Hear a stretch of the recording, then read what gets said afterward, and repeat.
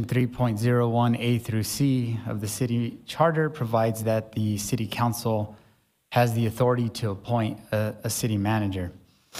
On March 18th, 2024, in a closed session, the city council discussed the internal hiring process and reviewed the applicants to interview. That meeting was noticed and published. There were 9 candidates that applied. 3 candidates were selected for interview at that time. On March 20th, 2024, City Council interviewed those 3 candidates in a closed session, which was also published and noticed. And the City Council's top candidate was Ikani Tompeo. Your employment agreement provides for a base salary of $216,000 annually, a $500 vehicle allowance monthly, access to city healthcare benefits, medical, dental, and vision, etc. Those are the same benefits that all city employees have access to. A 2-week paid vacation, 16 hours of personal leave, 160 hours of annual leave to be accrued annually, 96 hours of sick leave to be accrued annually, and the city manager must contribute to PARA. Those are the monetary provisions within the contract. There are other terms and conditions within that contract, which I'm sure you've all read thoroughly. And with that, the options for council are to vote yes to approve, vote no to deny, vote to amend, or vote to table. I stand for questions. Any questions from council? Okay. I just wanted to have a comment since we have almost a full house here today. I just want to note that the city manager position is 24/7. It is not a job that you get to clock out at 5 p.m. or 6:30 or 6 p.m. It is 24/7. And so folks might look at it and say, wow, that salary, or wow, those benefits, but honestly, it's because this job is incredibly difficult. In this, especially in a council manager form of government, the city manager's position is vital to the success of our city. And I just want to note that I think those 2 weeks are actually mandatory time off, because we need a city manager who is taking care of their own mental and emotional health, as well as taking care of the city, the entire city. And so I just want to point that out before we move forward, because this is no small decision, it's no small position. And I just wanted to make those notes before we move forward to a vote. Okay, thank you, Mayor Pro Tem. I was going to ask if there's any members of the public that had any comments. This is on the motion to approve Resolution 24-100. Councilor McClure? No. Councilor Matisse? Yes. Councilor Graham? Yes. Councilor Coran? Yes. Councilor Flores? Yes. Councilor Bencomo? Enthusiastically, yes.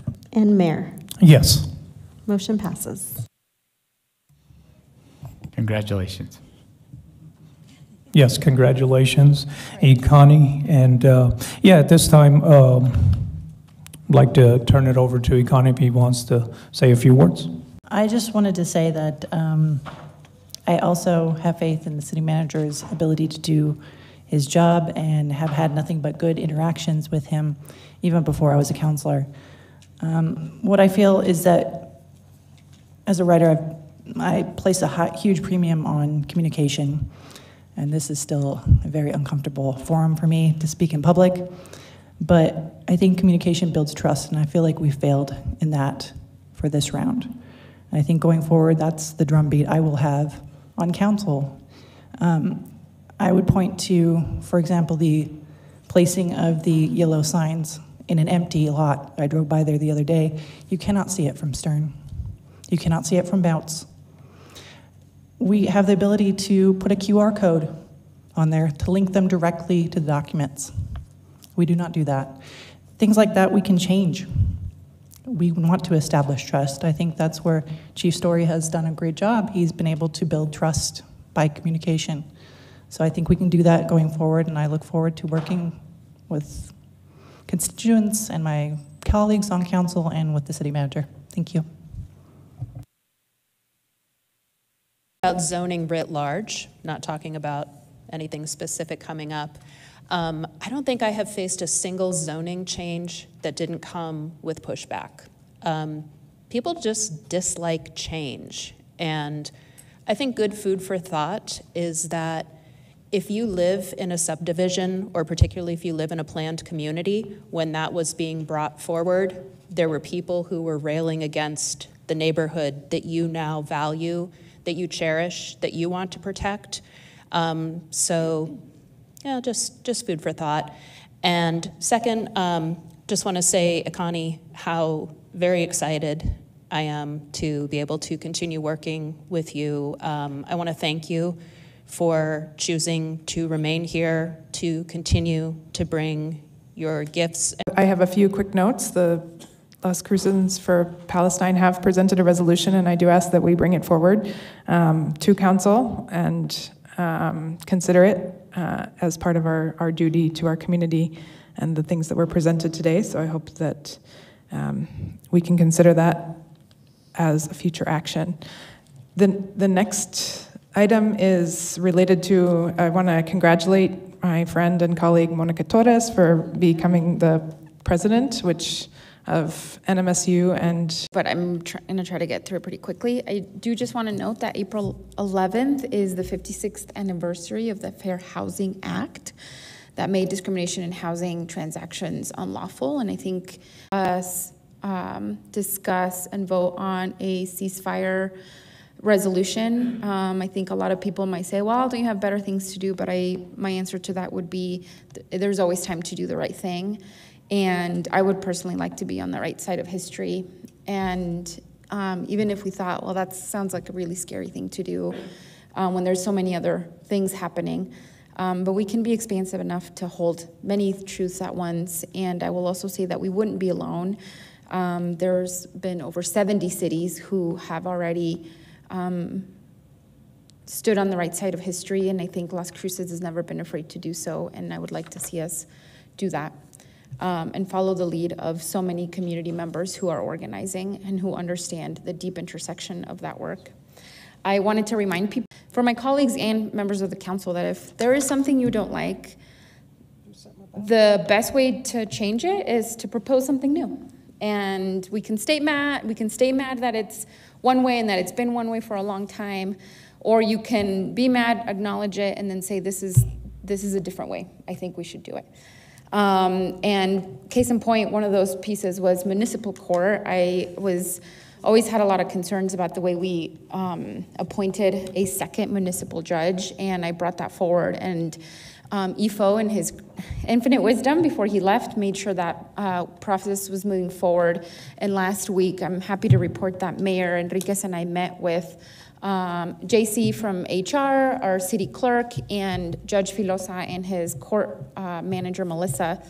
Shoot, I forget her last name. Melissa Caldwell. Thank you so much.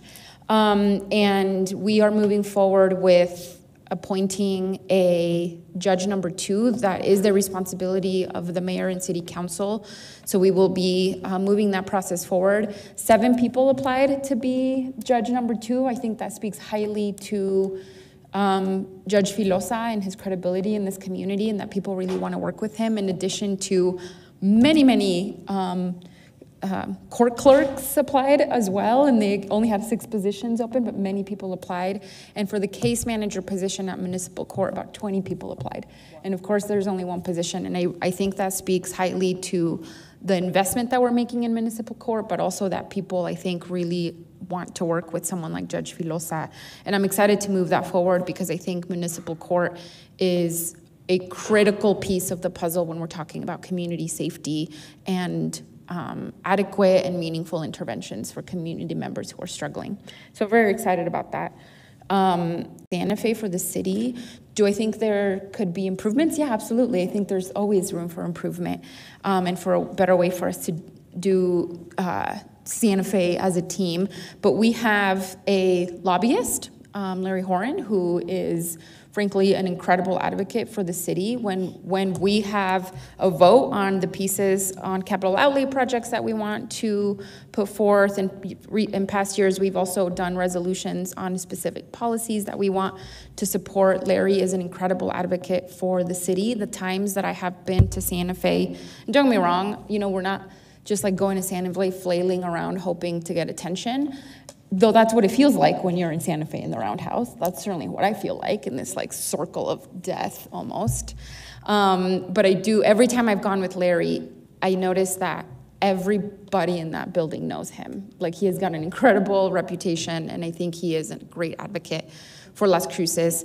But I do think that we need to start our efforts much faster, much sooner than. Announcement before we start the public participation. I've been made aware that the New Mexico Municipal League has an evaluator that come and evaluate your city council meetings.